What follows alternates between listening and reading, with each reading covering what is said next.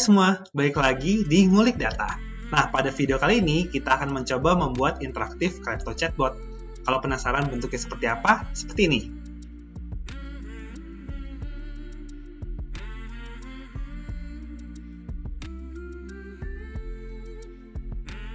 Nah, teman-teman udah chatbotnya kan? Untuk membuat itu, kita akan menggunakan Python. Untuk menarik datanya, kita akan menggunakan library bernama YFinance. Kemudian data transaksi yang kita dapatkan akan kita olah dengan Pandas, lalu kita visualisasikan juga dengan Matplotlib. Kemudian, agar orang-orang dapat memanfaatkan program kita, maka kita akan menghubungkan dengan Telebot, sehingga hasil analisa kita dapat dimanfaatkan oleh orang-orang melalui aplikasi Telegram mereka. Kita buat yuk chatbotnya. Pertama-tama yang perlu kita lakukan adalah dengan melakukan setup virtual environment terlebih dahulu. Oke, jadi kita harus membuat Anaconda Virtual Environment. Kita perlu menginstall dependencies dari requirement.txt. Jadi pada program ini kita akan membutuhkan 5 library yang kita perlu install, yaitu adalah YFinance, Matplotlib, Pandas, PyTelegramBot API atau Telebot, dan juga Python.env. Oke. Nah, langkah berikutnya, kita perlu setup TelegramBot API untuk mendapatkan token agar kita bisa membuat account chatbotnya.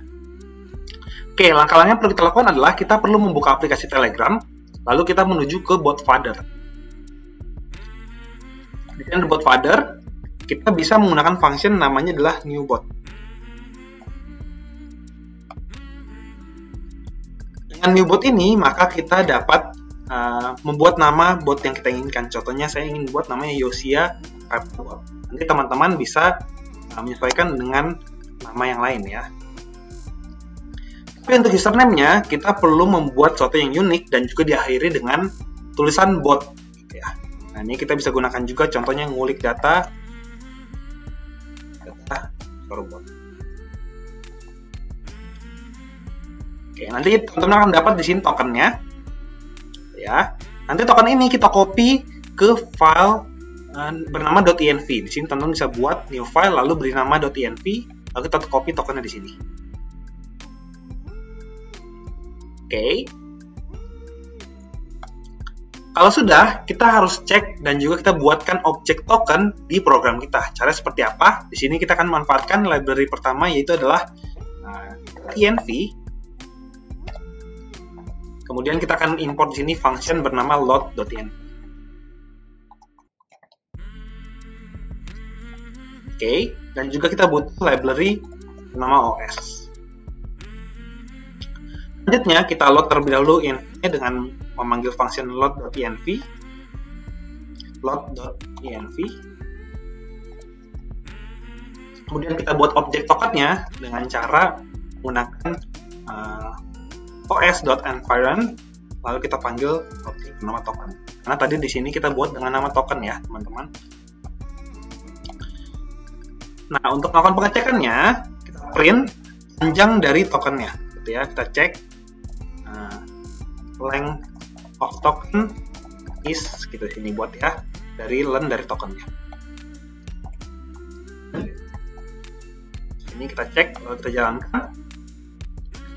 Benar, seharusnya ada 46 karakter teman-teman. Jadi mohon dipastikan panjang dari tokennya. Kemudian setelah kita berhasil mengimport tokennya yang tadi kita sudah dapatkan dari BotFather, kemudian kita akan mencoba membuat fungsi standar atau comment standar yang dapat dibaca oleh chatbot kita tadi. Ya, di sini kita buat contohnya kita import dulu Telebot, library yang kita butuhkan. Lalu kita define bot kita. Seperti apa? Kita dengan menggunakan Telebot. Lalu kita di sini masukkan token kita sebagai parameter. Kemudian kita buat comment sederhana dengan cara seperti ini. Kita dengan cara bot message handler. Oke. Kemudian kita define komen yang dapat dipahami oleh bot kita. Di sini kita cantumkan comments-nya apa saja. Ini contohnya kita buat start dan juga help. Jadi saat program kita diberikan perintah start ataupun help, maka kita dapat mengartikan bahwa dia harus melakukan fungsi-fungsi yang kita lakukan selanjutnya. Biasanya di start dan juga help ini adalah sebuah welcoming message gitu kan ya. Jadi kita sini kasih nama dev and welcome. Kita masukkan parameternya adalah message. Kenapa? Karena message inilah yang akan masuk kan ya. Startnya sebagai message. Selanjutnya kita buat fungsi reply to contohnya. Reply to ini bisa kita manfaatkan untuk mereplay message-nya. Di sini ada dua parameter yang perlu kita isi, yaitu adalah parameter message dan juga parameter text-nya. Message-nya kita dapat dari mana? Kita dapatkan dari sini.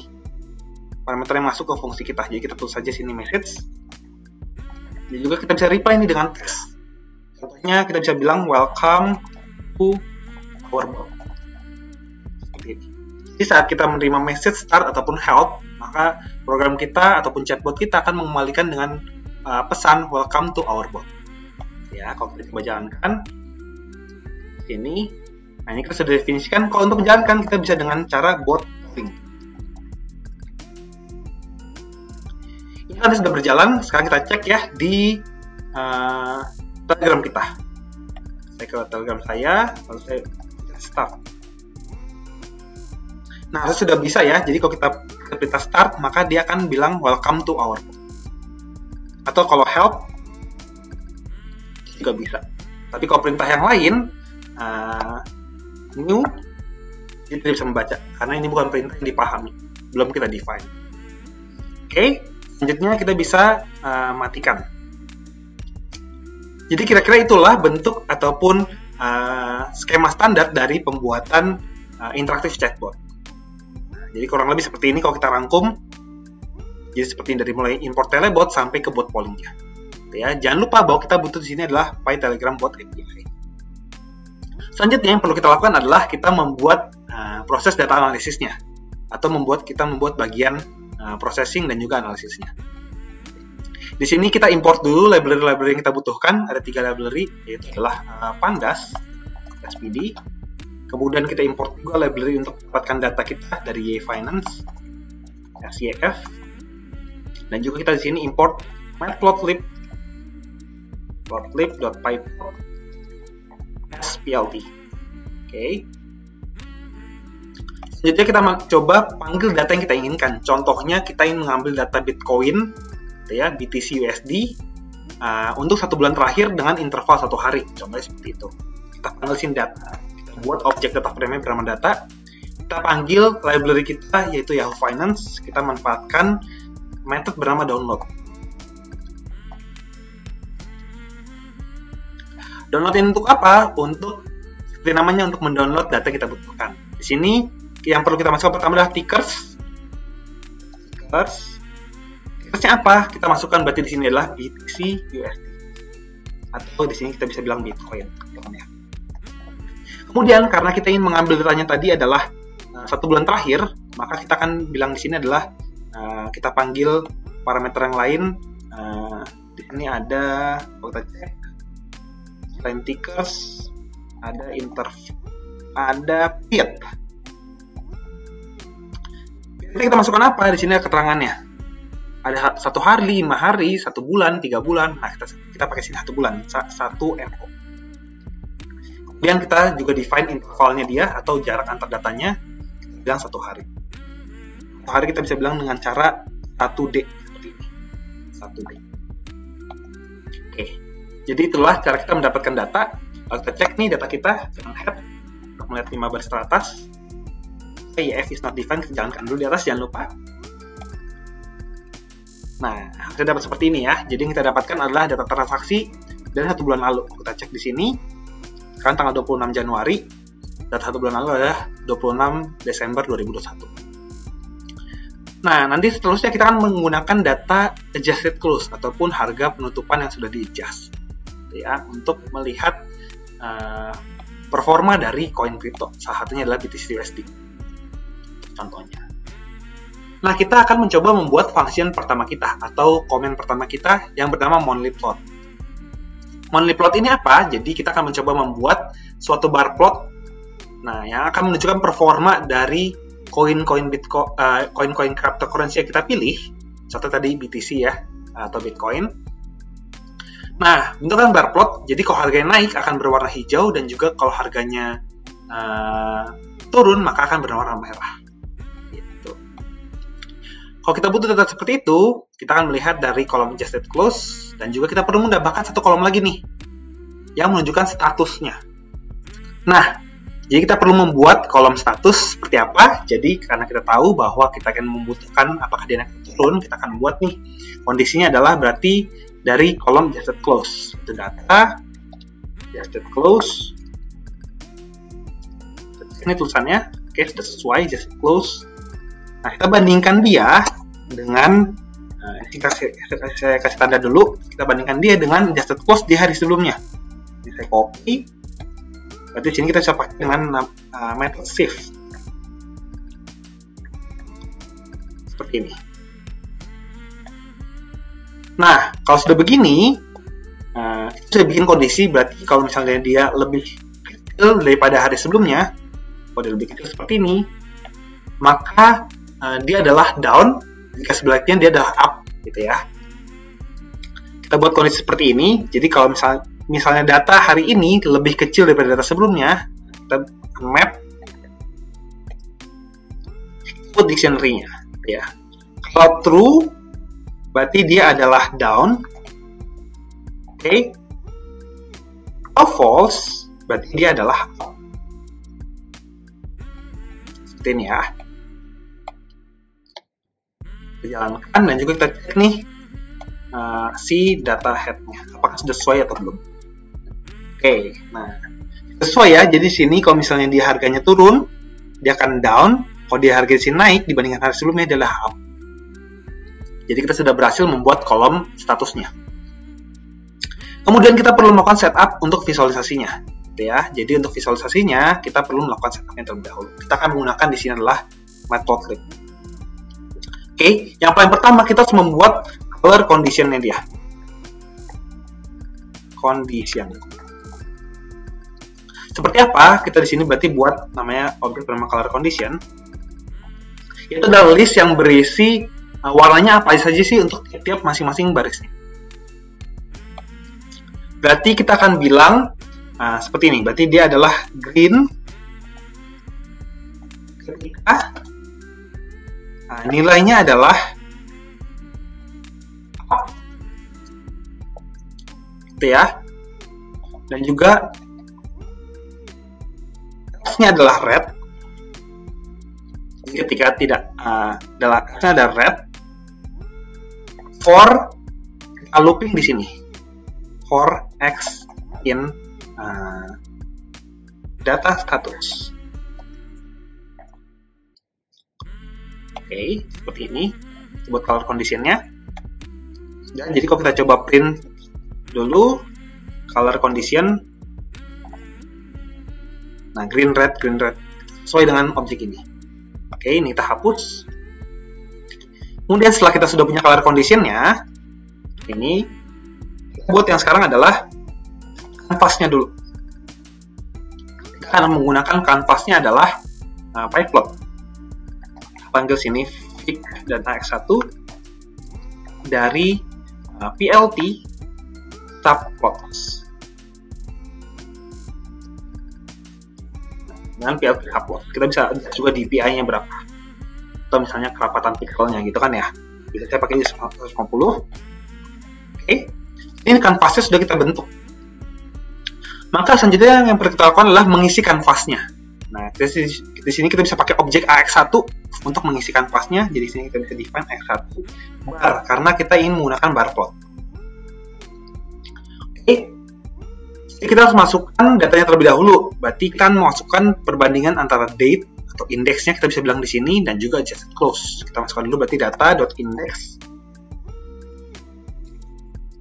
dan juga data adjusted close. Kalau sudah, kita juga define parameter namanya colors. Color, ya. Kalau ini kita masukkan apa nilainya? Kita masukkan di sini adalah kalau kita cari di sini color, apakah sudah benar? Color, oke. kita masukkan color condition yang tadi. Color condition yang tadi. Oke, dan juga kita bisa adjust juga untuk width atau lebarnya. Saya akan adjust di 0,5.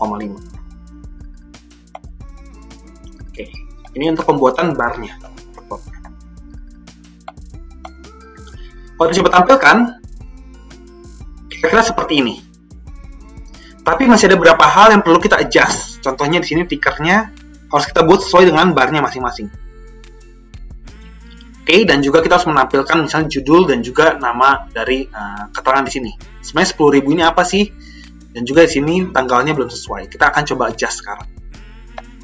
Oke, yang pertama kita membuat ticker di Kumbu X. Seperti apa? Seperti namanya, kita sini pakai namanya select X. Oke. Kita buat tickernya, ini kita masukkan data index. Coba jalankan, akan tampil seperti ini, tapi dia akan menyesuaikan ya. Tickernya sudah ada di masing-masing bar plotnya. Tapi kita akan coba adjust agar tulisannya dia bisa berdiri, supaya dia tidak bertumpuk satu sama lain. Cara seperti apa? Kita bisa tambahkan juga di sini adalah dengan namanya set xtick labels. Oke.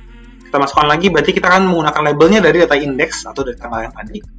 Tapi kita berikan dia rotation. Rotation 80 misalnya. Ini 80. Oke. Maka kalau kita bikin rotation seperti ini, kita bisa membuat dia bisa terbaca ya, tapi mungkin ini fontnya agak besar. Kita coba buat juga font size 6. Oke, nah harusnya sudah lebih baik seperti ini, lebih rapi. Tapi kita bisa menambahkan juga di sini adalah untuk keterangan sumbunya ini apa dan juga judul dari barcode kita. Di sini kita berikan keterangan ya, kita berikan legend y-axis dengan X1, kita define lagi di sini untuk set y label ya. Untuk labelnya kita berikan apa namanya, kita berikan namanya misalnya adjusted close price. Dan juga untuk title-nya title tampilkan di sini dengan plt.title. Kita tampilkan namanya ya, BTC USD.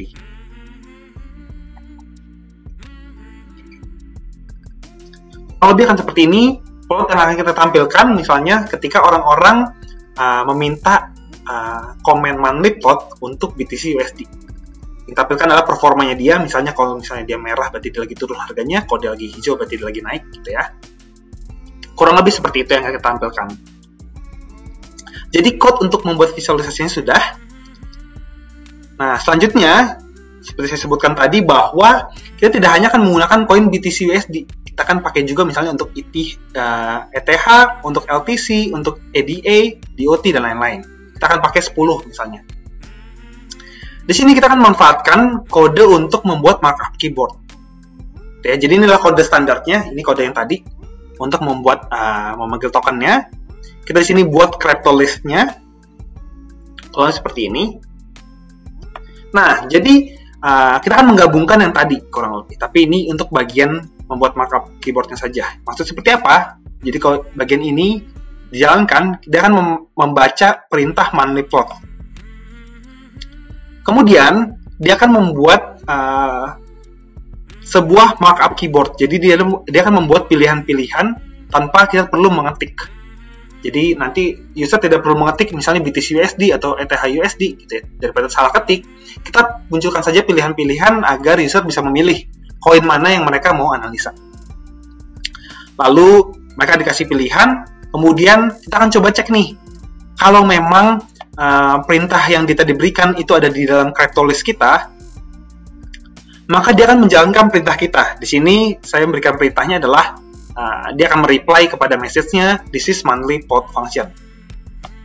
Tapi ketika dia melakukan pengetikan dan salah di luar dari cryptolist kita, maka hasil adalah wrong input. Ya, jadi kira-kira begitu logikanya. Kita coba jalankan. Kita coba jalankan code ini. Sudah pollingnya sudah jalan. Kita coba kembali ke sini. Kita coba cek di sini dengan monthly plot. Oke, di sini kan muncul si markup keyboardnya. Oke, sudah ada BTC USD, ETH USD, gitu ya. Kita coba cek untuk yang BTC USD. Karena dia termasuk dalam crypto list kita, maka dia akan bilang this is monthly plot function. Karena sesuai ya. Oke, karena tadi sudah bisa jalan, coba matikan lagi programnya. Nah, langkah kita yang selanjutnya yang perlu kita lakukan adalah kita memasukkan kode visualisasi kita tadi di sini ke dalam program di Telegram bot kita. Jadi, kita bisa copy dari atas tadi, tapi kita perlu adjust di bagian sini. Ya. Bagaimana cara kita mengadjustnya? Jadi, kita di sini berikan kondisi yang lain. Kalau tadi kan dia hanya mengirimkan jawaban ya, this is monthly plot function. Nah, kalau kita sekarang, berarti kita jalankan program kita dari melakukan pembacaan data hingga melakukan visualisasi. Kita bisa copy dari atas sini, kita bisa copy dari program kita di sini. Dan juga programnya dari sini, saat kita melakukan pembacaan. Dari sini. Ya. Kalau kita copy, hasilnya akan seperti ini. Oke. Dari pembacaan data ya, dari download, kita membuat statusnya, sampai kita membuat visualisasi di sini. Title. Nah, tapi selanjutnya kita perlu melakukan adjustment, yaitu dengan melakukan download terlebih dahulu si gambar visualisasinya, lalu kemudian gambar tersebut akan kita send, ya, akan kita kirimkan. Gambar tersebut akan kita kirimkan ke chat ID. Chat ID-nya apa? Nah, di sini kita perlu define berarti. Kita akan kirimkan ke user yang mana? Karena bisa jadi ini kan digunakan oleh banyak user. Jadi sudah ada ya chat ID. Kita copy saja dari function atasnya. Seperti ini. Oke. Nah, else-nya apa? Else-nya kita bisa minta dia, kalau misalnya dia tidak berhasil, maka kita bisa minta dia untuk menjalankan ulang nih si as monthly plot ini lagi. Ya, kita bisa bilang nih berarti bot, kita bisa bilang seperti ini, send message ya, seperti ini. Kita bisa copy, kita bisa bilang the coin selected is not found, please try again. Lalu kita bisa bilang seperti ini, bot, aku bisa bilang as monthly plot lagi. Untuk apa? Untuk membuat ulang, untuk meminta ulang nih. Misalnya kalau dia mau masukin koin yang lain, jadi kita bisa minta ke atas program yang selanjutnya. Jadi fungsi yang atas adalah untuk bertanya, sedangkan fungsi yang di bawah dulu untuk mengirimkan jawabannya. Kurang lebih seperti itu. Kalau kita coba jalankan, ini buat polling, kita coba jalankan. Oke, kita coba cek di Telegram bot kita. Kita jalankan seperti ini, monthly plot. Ya, nah kita pilih nih. Contohnya saya mau BTC. Kita tunggu saja hingga program kita berhasil menjalankan. Dia akan menunjukkan seperti ini. 1 month performance of BTC USD. Kurang lebih seperti itu. Itu untuk komen kita yang pertama. Gitu ya. Jika sudah berhasil membuat komen kita yang pertama, tapi kurang lebih konsepnya seperti itu. Cara kita menggabungkan program kita Telebot dan juga hasil dari data analisis kita. Jadi, kurang lebih seperti itu cara kita menggabungkan code kita. Oke. Kalau tadi kita sudah berhasil membuat untuk monthly plot, nah sekarang kita akan membuat komen bernama yearly plot. Nah, untuk apa? Jadi kalau tadi kita melihat performa secara bulanan, sekarang kita akan melihat secara dalam kurun waktu 1 tahun. Seperti apa sih trennya, gitu ya? Jadi kita akan manfaatkan juga di sini adalah data dari Yahoo Finance. Kita bisa buat di sini data di YF download. Jangan salah YF download, ya. Di sini coba cek untuk tickersnya dari Tickersnya adalah BTC-USD juga. BTC-USD. Lalu kita pakai di sini yang berbeda periodenya 1 tahun. Kemudian di sini kita bisa manfaatkan untuk intervalnya 1 hari.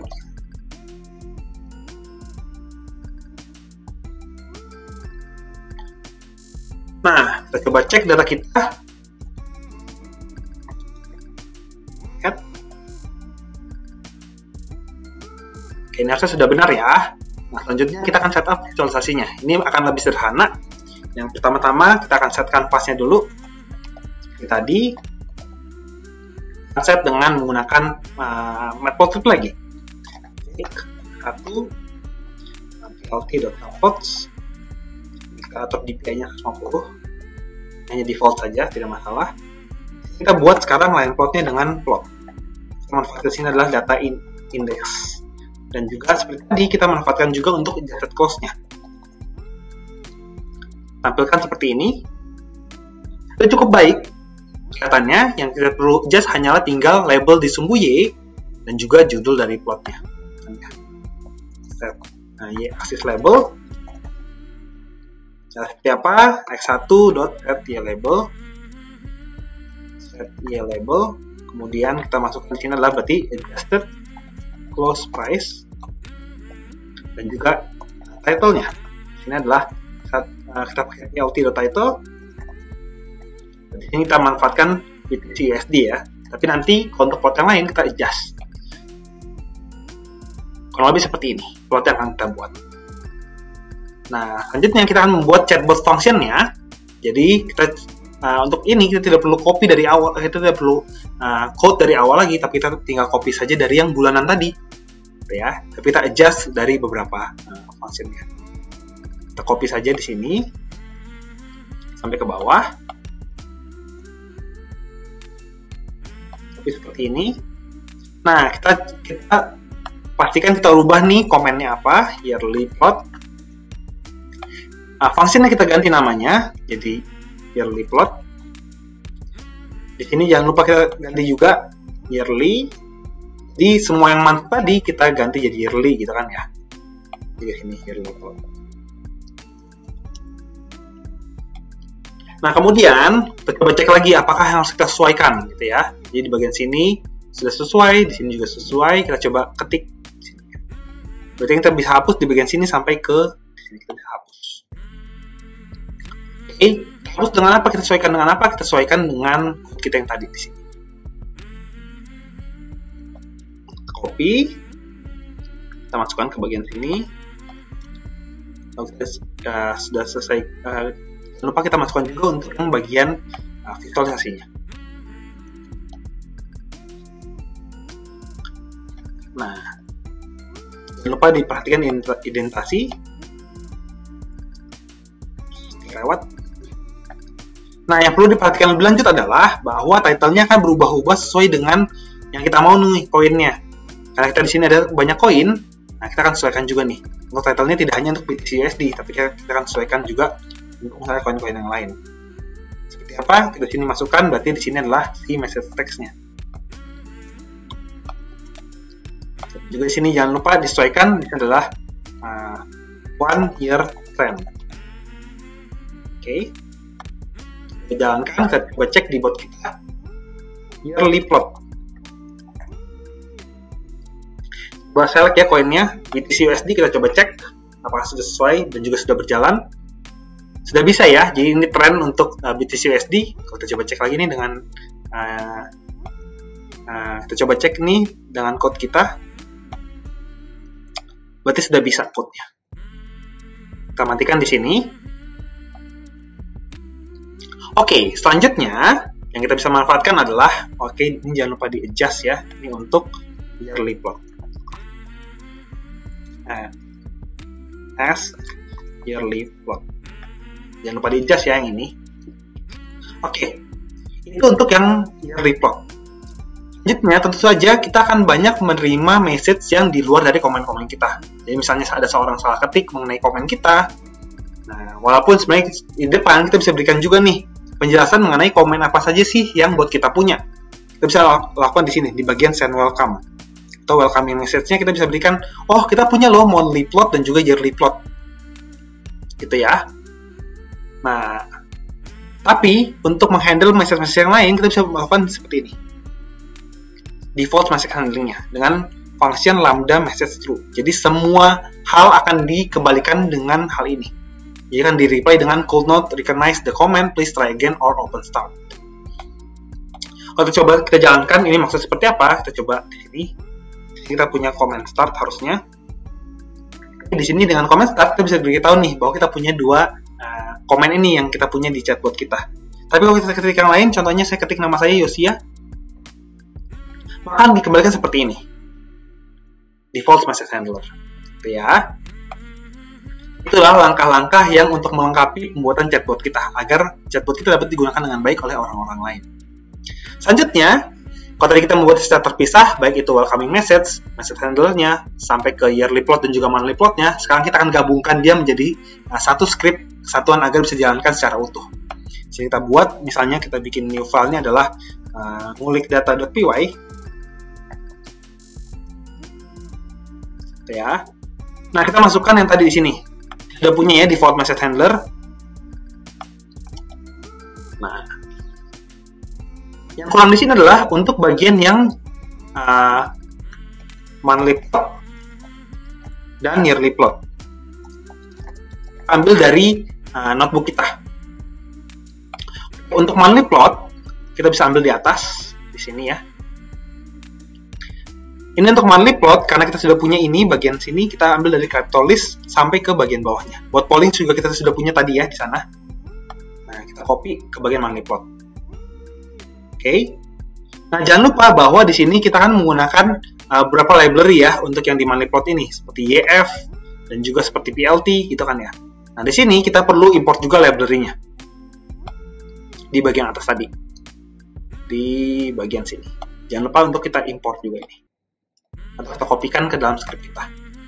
Tetap di bagian atas. Dan juga bagian yearly plot yang terakhir. Kita panggil yearly plot-nya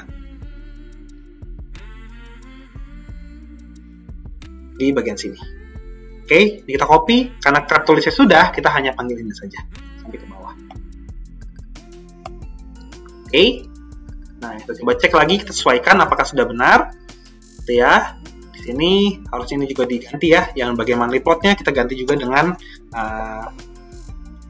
dari sesuai dengan message yang datang, gitu ya.